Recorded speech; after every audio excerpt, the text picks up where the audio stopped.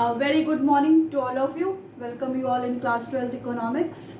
So in today's class we are going to do some numerical questions which is related to your income determination and the multiplier. Okay. So we will do some numerical questions of this chapter. So we will start with the first question. Okay. So the question is given here. If national income is rupees 50, if I will write in short form, okay? If national income is rupees 50 crore, 50 crore and saving is 5 crore. Find out APC. Find out APC. फिर इसी में question है when income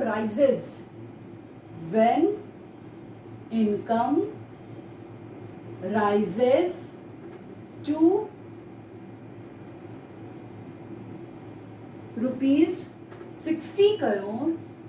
पहले अभी आपको बताते हैं question. And saving is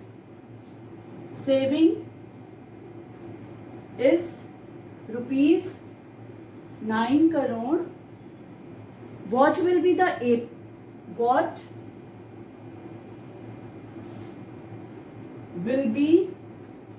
APC and APS? Sorry. MPS. MPS. ठीक है, ये आपका क्वेश्चन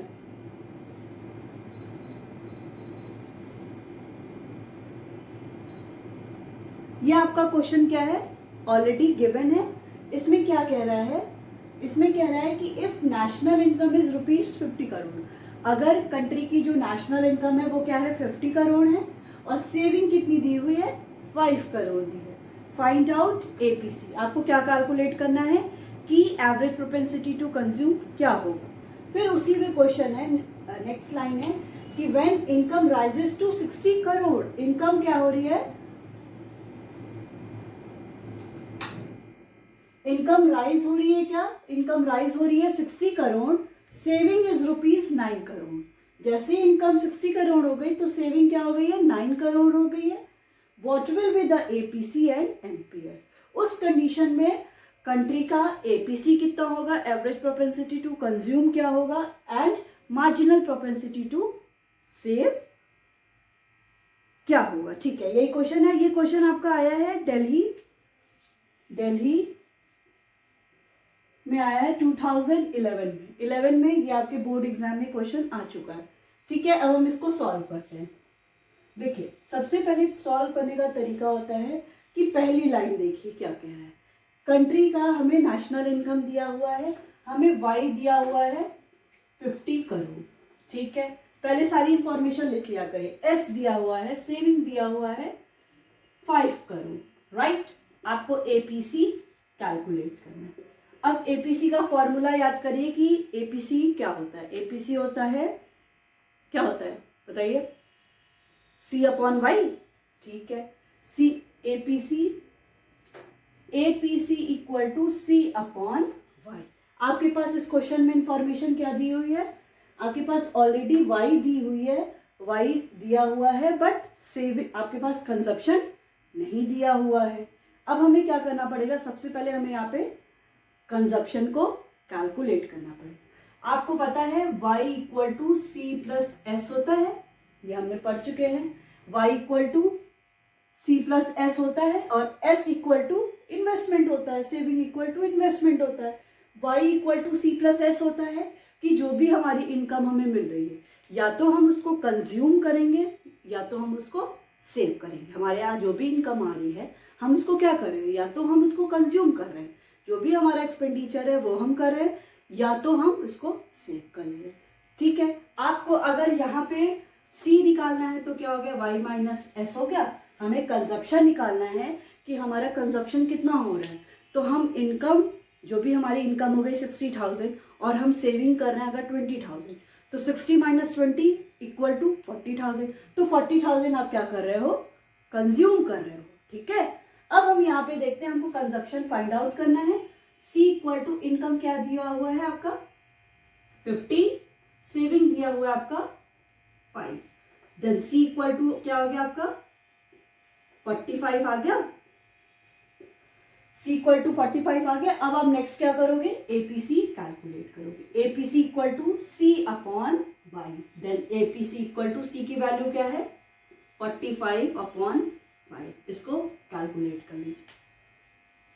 5 9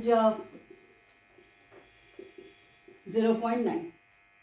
ठीक है, सो एपीसी की वैल्यू क्या आ गई आपकी, एपीसी इक्वल टू 0.9।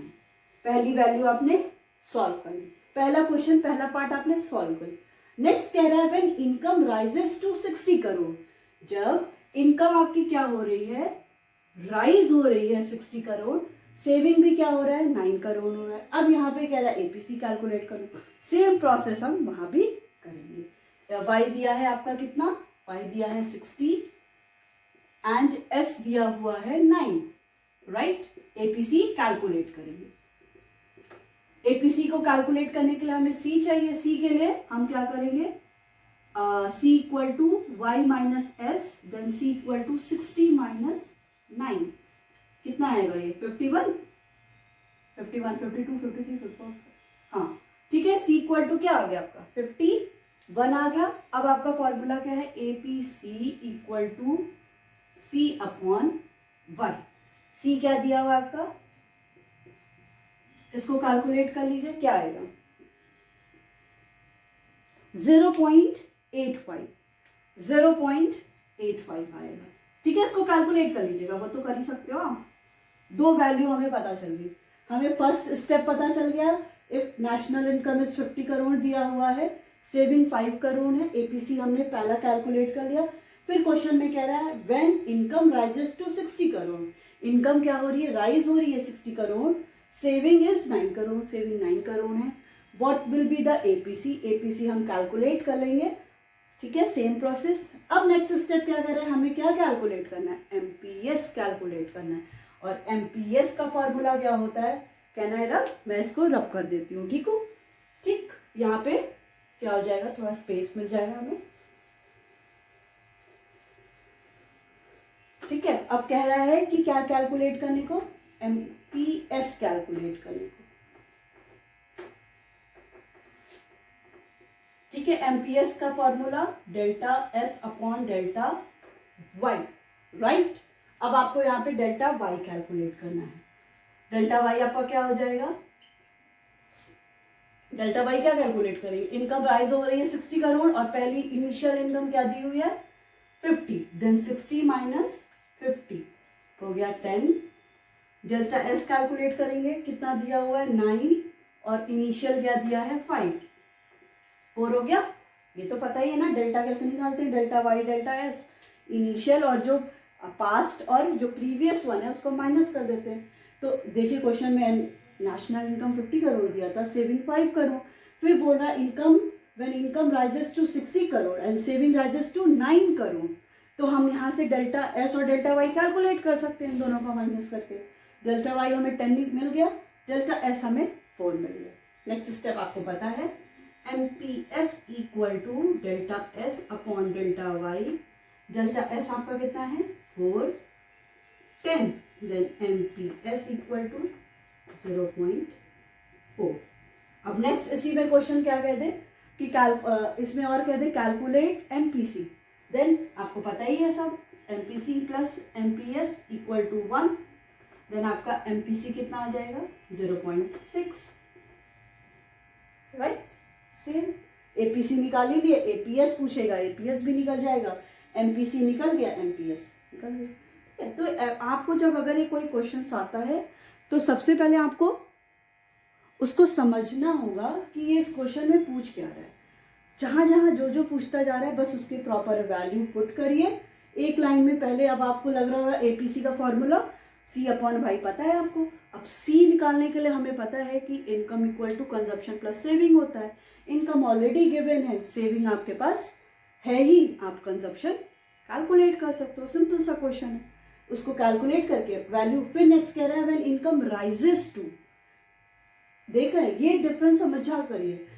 जब अगर दे रहा है इनकम राइजेस टू, मतलब पहले इनकम है उससे इनकम 50 करोड़ से इनकम 60 करोड़ हो रही है, तब हम यहाँ से क्या निकाल सकते हैं, डेल्टा निकाल सकते हैं, डेल्टा वाई निकाल सकते हैं। और सेविंग भी राइज, जैसे ही इनकम राइज हो रही है सेविंग भी आपकी राइज हो रही है 9 करोड़।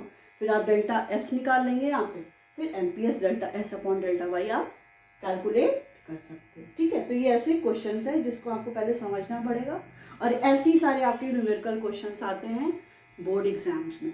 ठीक है, आप जितना प्रैक्टिस करोगे उतना ज़्यादा ये सब सारे क्वेश्चन सॉल्व कर सकते हो।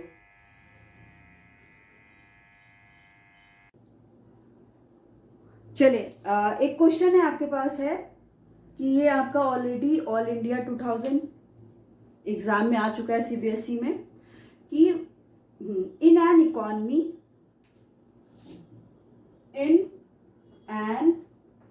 अब आप लोग भी ये क्वेश्चन दे रही हूँ तो इसको प्रैक्टिस करते रहिए साथ में। In an economy investment is increased by, जैसे ही ये टर्म आ गया आपका इन्वेस्टमेंट इज इंक्रीज्ड बाय और the income is increased by, मतलब वो डेल्टा वाई और डेल्टा आई दिया हुआ है। ठीक है, तो कह रहा है कि इन एन इकोनॉमी इन्वेस्टमेंट, क्या था, investment is increased by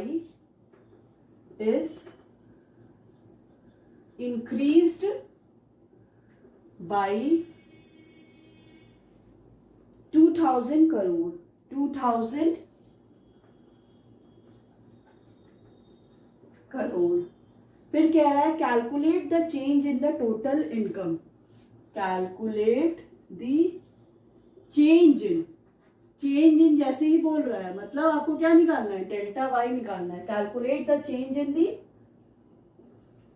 total income if MPS is 0.25, if MPS marginal propensity to save, ये क्या दिया हुआ है आपको, इफ एमपीएस इज 0.25। ओके, बस ये आपके पास क्वेश्चन है, सिंपल सा क्वेश्चन है। देखिए ये आपका ऑल इंडिया 2010 में आ चुका है। ठीक है, इसमें कुछ क्वेश्चन नहीं है, सिंपल सा है। इन एन इकोनॉमी, इकोनॉमी में क्या है, इन्वेस्टमेंट क्या हो रहा है, वो इंक्रीज हो रहा है 2000 करोड़ से, मतलब जो भी इन्वेस्टमेंट किया था उसका 2000 करोड़ और इंक्रीज हो रहा है। Calculate the change in the total income. अब जब इन्वेस्टमेंट 2000 करोड़ इंक्रीज हो रहा है तो बोला जा रहा है कि इनकम में कितना ज्यादा इंक्रीज हो रहा होगा, वही कैलकुलेट करना है। जब आपको क्या दिया हुआ है, एमपीएस की वैल्यू 0.25 इज ऑलरेडी गिवन, तब आप क्या करेंगे, एकदम सिंपल सा है, आपको पता है के इज, के हम किसको डिनोट करते हैं, के से मल्टीप्लायर, देन के इक्वल टू हम लोग लिखते हैं ना 1/1 माइनस एमपीसी और 1/MPS। क्यों लिखते हैं ये भी पता है आपको, MPC plus MPS which is equal to 1, then 1 minus MPC equal to MPS, right. आपके पास MPS की वैल्यू क्या है, दी हुई है, सिंपल सा देखिए क्या करना है, MPS की वैल्यू दी हुई है तो हम 1/0.25 करेंगे, के की वैल्यू पता चल गई। अब मल्टीप्लायर का फॉर्मूला क्या होता है, K equal to delta Y upon delta I, हम उससे डेल्टा वाई की वैल्यू निकाल लेंगे। ठीक है, समझ में आया, एकदम सिंपल सा क्वेश्चन है। अभी आप लोग को दे दिया जाएगा एग्जाम में तो सब गलत करके आओगे। ठीक है, ये हमको पता है K equal to 1/1 minus MPC और 1/MPS। सो हम करेंगे यहाँ पे के इक्वल टू 1/MPS की वैल्यू 0.25, राइट, कर देते हैं। देन के इक्वल टू क्या हो गया, 4। हमें पहली वैल्यू पता चल गई, मल्टीप्लायर की वैल्यू पता चल गई, के इक्वल टू 4। हमें मेन क्वेश्चन में क्या कैलकुलेट करना है, calculate the change in the total income. हमें डेल्टा y फाइंड आउट करना है। देन आपको पता है k equal to delta y upon delta i, k की value 4, delta y find out करना है। i क्या है बता लीजिए कितना आएगा। डेल्टा y क्या आ गया, 4 2 जा 8।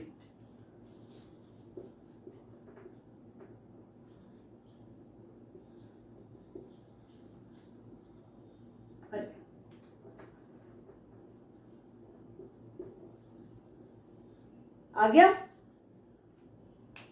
अब ठीक है, समझ में आया क्या किया, सिंपल सा क्वेश्चन था, फिर से बता दे रहे हैं। दे रहा है कि किसी भी इकॉनमी में क्या हो रहा है, इन्वेस्टमेंट इंक्रीज हो रहा है बाय 2000 करोड़ से, 2000 करोड़ से इन्वेस्टमेंट इंक्रीज हो रहा है। Then the calculate the change in the total income. क्या टोटल इनकम में चेंज होगा जब आपके पास एनपीएस क्या दिया हुआ है 0.25, के हमें पता है K equal to 1/1 minus MPC, then K upon 100 MPS की और 1/एमपीएस, देन 1/एमपीएस की वैल्यू 0.25 कैलकुलेट करेंगे, के इक्वल टू 4 आ जाएगा। हमें फाइंड आउट करना है delta Y, so K equal to delta Y upon delta I. 4 value रख दिया, डेल्टा वाई हमें फाइंड आउट करना है 2000, सो क्रॉस मल्टीप्लीकेशन करके 4 2 जाए तो 8000 करूँ। ठीक है, ये आपका आंसर आ गया। चलिए अब कुछ और क्वेश्चन भी करते हैं।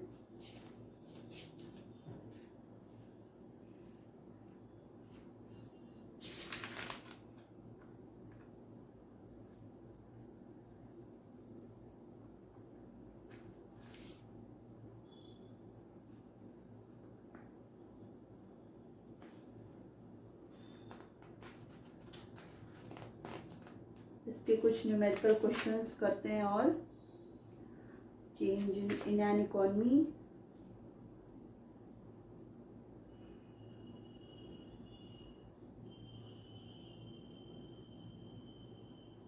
चलिए एक और क्वेश्चन करते हैं।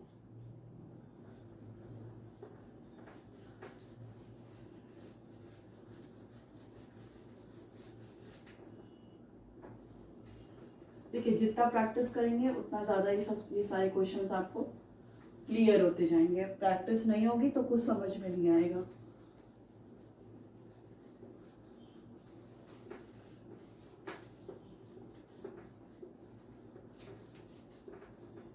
ठीक है,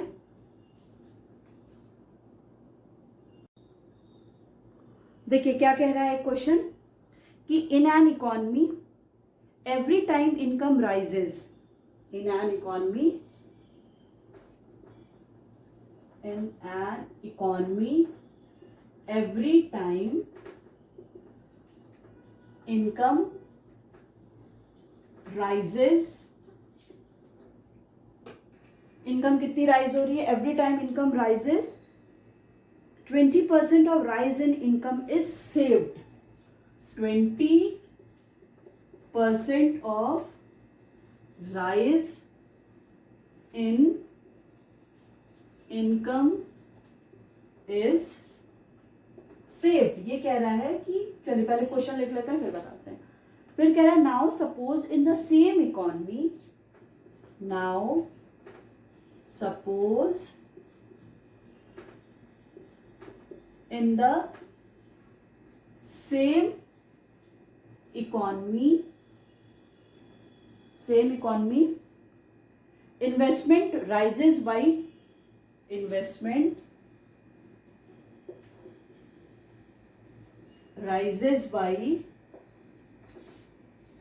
रुपीज 200 करोड़। फिर कह रहा है कैलकुलेट, इसमें क्या कैलकुलेट करना है, पहला कैलकुलेट करना है change in income, change in income and change in consumption. ठीक है, ये कह रहा है ना दोनों, चेंज इन इनकम और चेंज इन कंजप्शन। ठीक है, अब हमें क्या करना है, देखिए सिंपल सा क्वेश्चन दिया है कि किसी भी इकोनॉमी में, एक इकोनॉमी में क्या हो रहा है, इनकम क्या हो रही है, राइज हो रही है। हर बार जब हम कैलकुलेट कर रहे हैं तो इनकम क्या हो रही है, वो राइज कर रही है। ठीक है, ये कह रहा है ना, हाँ इनकम राइज हो रही है। अब कह रहा है कि 20% ऑफ राइज इन इनकम क्या हो जा रही है, वो सेव हो जा रही है। कि जब इनकम, हर बार जब इनकम इंक्रीज हो रही है तो उस इनकम की, जितना भी इनकम में इंक्रीज हो रहा है उसका जो 20% है वो क्या हो जा रहा है, वो सेव हो जा रहा है। ठीक है, सेव तो हो जा रहा है। अब ये कह रहा है कि now suppose in the same economy, अब ये सपोज करिए कि उसी सेम इकोनॉमी में इन्वेस्टमेंट राइज हो रहा है 200 करोड़, कि उसी इकोनॉमी में जो आपका इन्वेस्टमेंट है वो कितना राइज हो रहा है, 200 करोड़ इनकम राइज हो रहा है। अब कह रहा है कैलकुलेट क्या करना है आपको, चेंज इन इनकम, इनकम में कितना चेंज हुआ and the change in consumption, और कंजप्शन में अपना कितना चेंज हुआ, ये आपको क्या करना है, कैलकुलेट करना है। अब देखिए इसका सॉल्यूशन हम क्या करेंगे, इसका सॉल्यूशन कि 20% of rise in income is saved. Rise in income मतलब आपको क्या बोल रहा है, डेल्टा एस बोल रहा है, मतलब एमपीएस बोल रहा है। एमपीएस बोल रहा है कि एमपीएस क्या बताता है कि हम लोग पहले यूनिट से कितना ज्यादा चेंज किए हैं। तो ये क्या हो गया, इनकम इज सेव्ड। अगर यहीं पे कंज्यूम्ड होता कि 20% राइज इन इनकम क्या हो रही है, वो कंज्यूम हो रही है, मतलब वो आपका क्या होता, एमपीसी होता। बट जो इनकम है वो सेव हो रही है, तो यहाँ पे क्या है, MPS, that is marginal propensity to save. तो आपका एमपीएस कितना हो गया, 20% सेव हो रहा है, मतलब 0.20 और 0.2।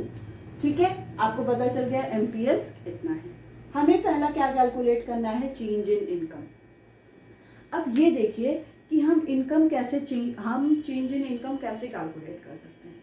हमारे पास क्या ऑप्शन हो सकते हैं, हमारे पास दिया है इन्वेस्टमेंट राइज हो रही है। ठीक है, हम यहाँ से एमपीएस हमें दिया है तो हम यहाँ से मल्टीप्लायर कैलकुलेट कर सकते हैं, क्योंकि k इक्वल टू 1/MPS। ठीक, तो हम सबसे पहले यहाँ पे क्या कैलकुलेट करते हैं, 1/MPS, देन ये हो गया आपका 1/MPS इज 0.25,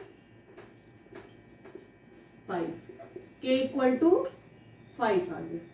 अब k इक्वल टू 5 आ गया।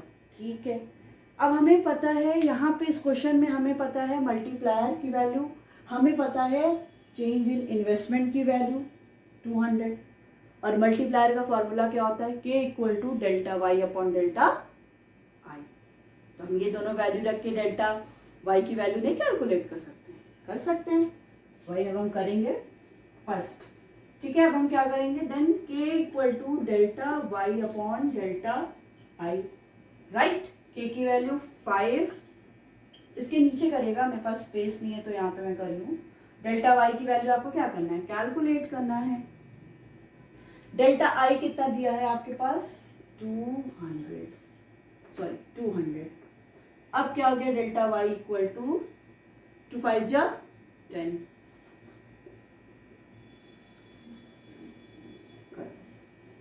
आ गई वैल्यू, सिंपल था ना,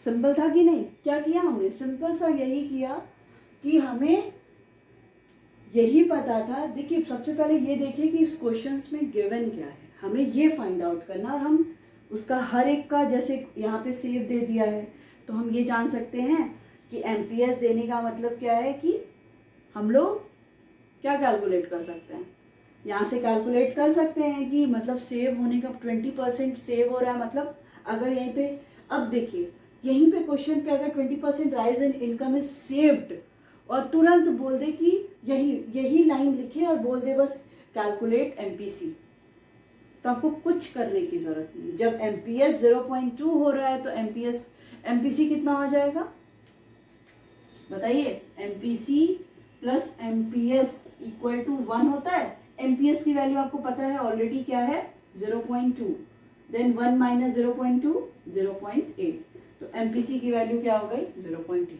आपको कुछ ज़्यादा करने की ज़रूरत नहीं है, आप यहीं से ही क्या कर सकते हैं, फाइंड आउट कर सकते हैं।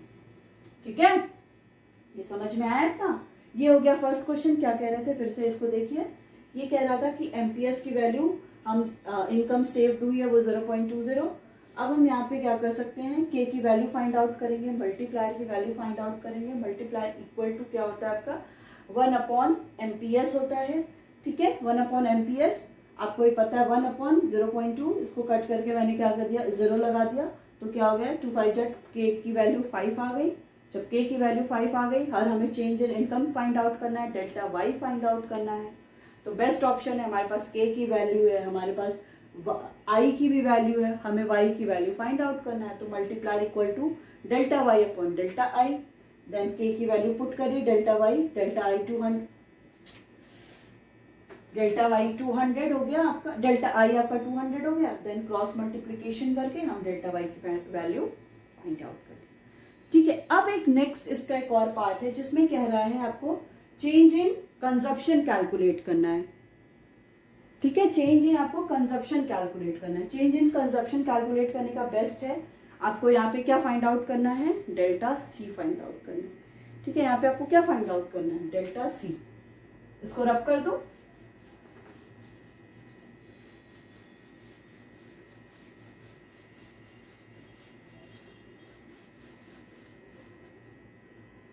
ठीक है, चेंज इन कंजप्शन सेकेंड पार्ट। प्रॉपरली जब भी क्वेश्चन किया करिए तो अच्छे से सिस्टमैटिकली, ये नहीं कि बस हवा में कर रहे हैं। कोई भी फॉर्मूला पहले प्रॉपर फॉर्मूला लिखिए, ये शो करिए at the point of equilibrium ऐसा होता है, D इक्वल टू AS या S इक्वल टू I होता है। और अब आप चेंज इन कंजप्शन कैलकुलेट करने जा रहे हो, मतलब आपको यहाँ पे क्या कैलकुलेट करना है, डेल्टा C, राइट।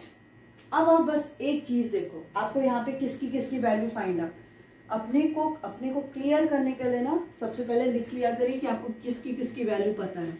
आपको MPS की वैल्यू पता है, यस पता है, क्या है 0.2।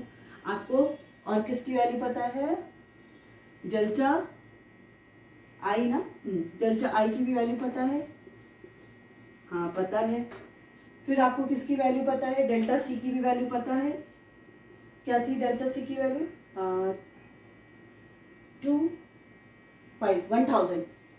1000 करोड़ पता है, यस पता है।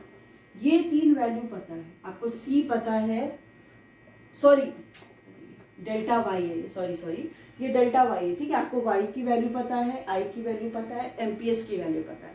नेक्स्ट क्या करोगे आप, अगर MPS की वैल्यू 0.2 है तो MPC की वैल्यू 0.8 होगी कि नहीं होगी, होगी ना।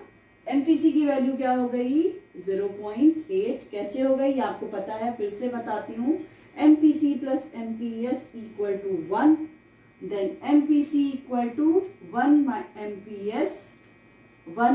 MPS की वैल्यू 0.2, देन 0.8, तो MPC की वैल्यू क्या आ गई 0.8। तो हम MPC की भी वैल्यू फाइंड आउट कर लिया, राइट। अब नेक्स्ट आपका आता है, आपको MPC की वैल्यू पता है, आपको डेल्टा वाई की वैल्यू पता है। अब बताइए MPC का फॉर्मूला क्या होता है। MPC का फॉर्मूला होता है MPC equal to delta C upon delta Y. Simple, C आपको कैलकुलेट करना है, MPC की वैल्यू पता है, Y की भी वैल्यू पता है, वैल्यू पुट रखी करिए और कैलकुलेट कर लीजिए। करिए इसको, 1 मिनट 10 सेकेंड का टाइम है, करिए इसको।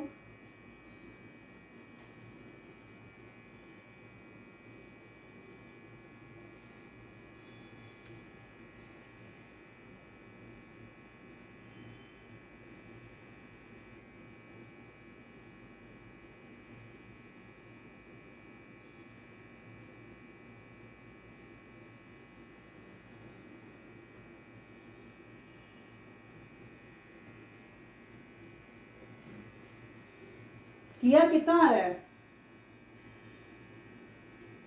किया कितना आ रहा है। MPC की वैल्यू क्या दी हुई है बताइए 0.8, C की वैल्यू फाइंड आउट करनी है, Y की वैल्यू 1000, बस delta C equal to 0.8 into 1000, delta C equal to multiply कर लीजिए कितना आएगा। अब इतना तो पता ही होगा कि एक लगा है तो उसके बाद हम एक जीरो लगा देते हैं, सॉरी पॉइंट लगा देते हैं, तो कितना आएगा आपका 800। So delta C equal to ₹800 final.